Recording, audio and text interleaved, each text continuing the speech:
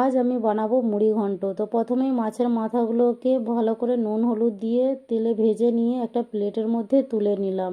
তারপর ওই তেলেতে আলুগুলোকে নুন দিয়ে ভেজে তুলে নিলাম।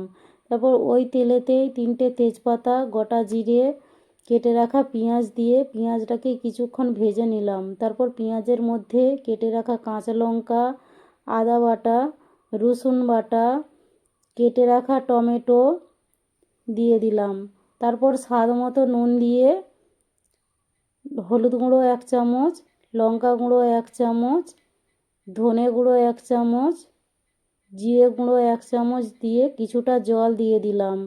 তারপর মশলাটাকে ভালো করে কষিয়ে নিয়ে তেল ছেড়ে আসলে গোবিন্দভোগ চালকে আগে থেকেই আমি ধুয়ে রেখেছিলাম, সেই চালটা দিয়ে দিলাম। কিছুক্ষণ ভেজে নিয়ে আলুগুলো দিয়ে আবার কিছুক্ষণ ভেজে নিলাম। তারপর মাছের মাথা দিয়ে ভালো করে মাছের মাথাগুলোকে ভেঙে দিয়ে জল দিয়ে দিলাম। পরিমাণ মতো জল দেওয়ার পর একটা ঢাকনা ঢাকা দিয়ে দিলাম। কিছুক্ষণ পরে ঢাকনা খুলে 1 চামচ চিনি, গরম মশলা গুঁড়ো দিয়ে ভালো করে ঘেঁটে নিয়ে ঘি দিয়ে নামিয়ে নিলাম। এইভাবে আমাদের মুড়ির ঘন্ট রেডি। খেয়ে দেখলাম দারুণ হয়েছে।